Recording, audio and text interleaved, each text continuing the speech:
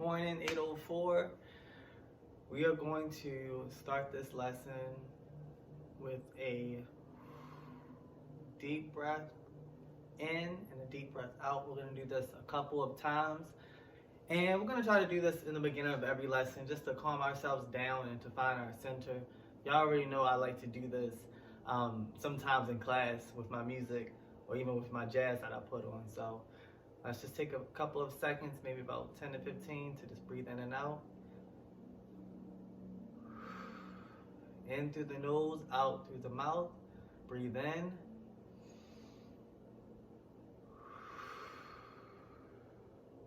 Breathe in.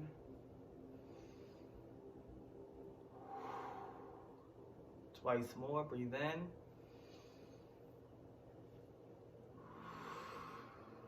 And last time, breathe in. And breathe out. All right, I'm gonna cut off the meditation music. And we're going to begin our lesson officially. So, let me pick y'all up a little bit. I hope y'all can see this. I was telling 6:04 and 7:04. Bear with me. Y'all know I'm not that good with tech stuff. So, welcome to our online learning and welcome to our first video lesson. So, the first thing that you should have done prior to even watching this is looking at the Wit and Wisdom on the Go video that I have attached to this material in this video, as well as some of y'all assignments. So you should have already seen it. However, if you have not, go look at that first, so that way you can be a part of the read aloud that's included for Claudette, your new text in this module. And you'll also will have encountered some of the assignments that goes with this and goes with some of the terminology that we're going to break down in this video lesson. Okay, so for those that haven't seen it, go ahead and I'll see you in 20 plus minutes. For those who have, stay here. So first, I want to say what our objective for this lesson is. So for the objective, students will be able to explain the role of epigraphs in developing understanding of Claudette Colvin, Twice Toward Justice, by writing 1 to 2 sentences explaining how the opening epigraph as well as the epigraph in the beginning of chapter 1 help build understanding of the core text.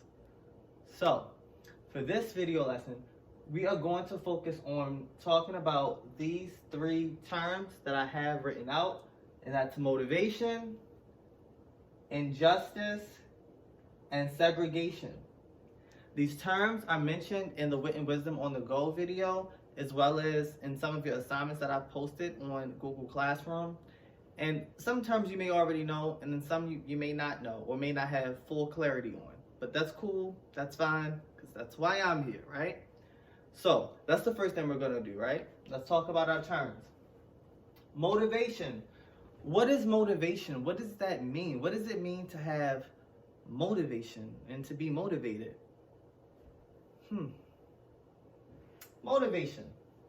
The reason or cause that prompts someone to do something. Motivation. The reason or cause that prompts someone to do something. So when you're motivated or you have motivation, it's something that's causing you to want to do that thing, right? For example, I may say, class, I want you all to write me a 2-page paper or essay on racial equality, and I'm not going to grade it. Now, you may not be motivated to do that, right? You may say, oh, well, I'm not being graded, so why does it matter? Why does it count? And also, it's going to take time out of my day, right? Now, if I said, hey class, hey 804, so I need you all to write me a 2-page paper on racial equality, right? And it'll be worth 70% of your grade, and also the best paper, I'm going to award that paper and that person a big supply of ice cream and cake. Now, this is considering you all like ice cream and cake, right? So if I say, if you do it and you do well, you not only get a grade and you're able to pass, but you also can get an incentive plus the grade of ice cream and cake. So you may be motivated to complete the assignment, right? So motivation, you need to have something that's pushing you to do that, right? That's causing you to want to do that thing, right? Motivation is a term that's going to be pretty important in this text, right? Because we're just now seeing the text and exploring it. But as you read the text and you understand more about the civil rights movement and certain people actions, you'll see that they had motivation behind their actions. They were motivated to do what they were doing, to fight for their rights. Next, injustice. Injustice. Definition: lack of fairness or justice. So injustice basically means what? The opposite of justice. Injustice. Injustice, not justice. So it's like there's no justice. And when we're talking about injustices, we're talking about actions or acts that were not just, that were not fair, right? It's a lack, meaning to not have, a lack of fairness or justice. So this term in itself relates directly to our core text because we're talking about things that were very unfair that were happening to many black people during that time. And also even during this time, but that's another discussion for another time. So that's injustice. Let's now move on. And also if you want to pause at any time to write these terms down, you can. In the video lesson in Wisdom, they ask you to do a similar exercise. And if you didn't watch it or you didn't get to do this activity, please do it now. The last the last term or word is segregation. Segregation. It is the legal forced separation of people or communities based on race. Now, segregation is a form of separation, a legal form of separation between people or communities based upon race. So race is the factor that causes for segregation to have its meaning, right? And during this time, as we see in our text with Claudette, we see that there's a lot of segregation between white and black people. Again, another really, really important term. I'm not going to spend too much time breaking down these terms. I feel like that was suffice and that was fair. If I talk too fast or didn't quite get it, rewind. And you can also look up these terms yourself using any other type of online source that may have other definitions or it may be broken down in an easier way for you. So if you want to do that as well, that's fine. So those are our key terms. Now, the next thing we're going to do is we're going to talk about epigraphs. Give me a second so I can pull up the actual epigraphs for you all.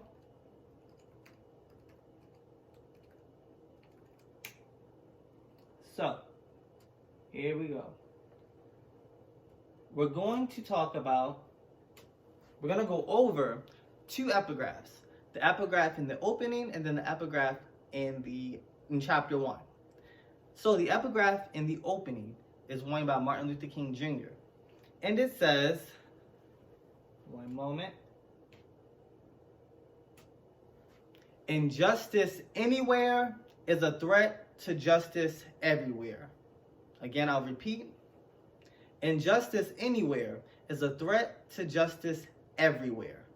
So that is the epigraph in our opening. I want you to take a couple of seconds, maybe about 20 seconds, to think about that term and what that term means. Injustice anywhere is a threat to justice everywhere. Take a few seconds to think.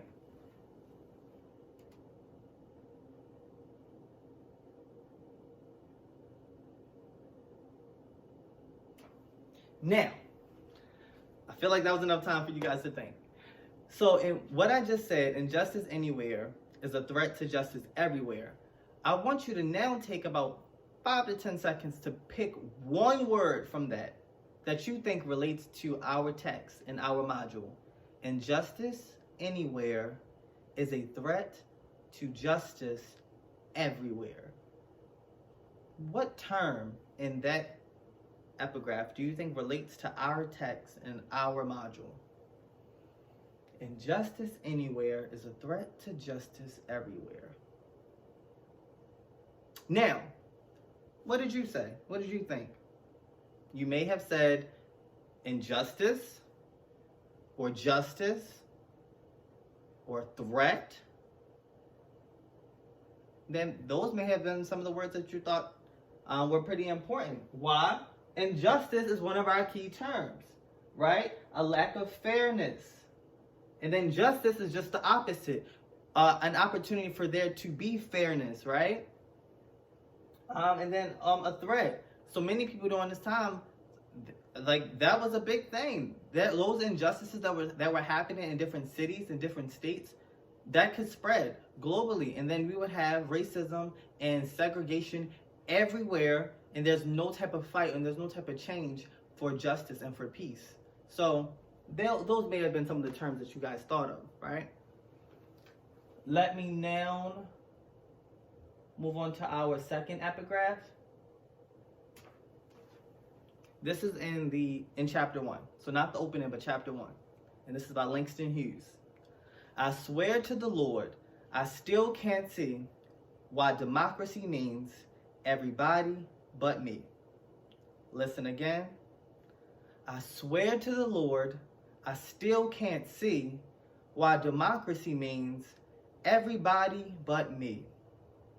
Take a couple seconds to think about that epigraph, and I'll repeat once more. I swear to the Lord, I still can't see why democracy means everybody but me. A couple more seconds to think about that. Now, why do you think that epigraph is important? And how does this quote relate to our text? Similar to what I asked before. How does this quote relate to our text? And how does the first quote relate to our text? So when you hear this one, how Langston Hughes says, I swear to God, I still can't see why democracy means everybody but me. So in that quote and in that epigraph, it sounds like Langston Hughes is talking about and is addressing how the system that he is under, which is a democratic system, right? How this democratic system that's supposed to be for everybody, which is a democracy, where everybody's voices counts, right? That's what a democracy is. Everybody pitches in and has a stake. But he's saying, why is it that it means everybody but me? Meaning, why is it that I'm different? And why is it that I'm counted out? It may be because of his skin, his race, his complexion, him being black. So that may be a reason as to why that epigraph is included. Same goes for the first epigraph in the opening by Dr. Martin Luther King Jr., where he says, injustice anywhere is a threat to justice everywhere. Because we're talking about injustices that are occurring, period, but more specifically with the civil rights movement and with the actions that were occurring against black people and Jim Crow happening and all of that. And again, many of these points that I am bringing up are addressed in the Wit and Wisdom on the Go learning that I again attach to this, as well as other assignments for you to go to get more and more details via the book.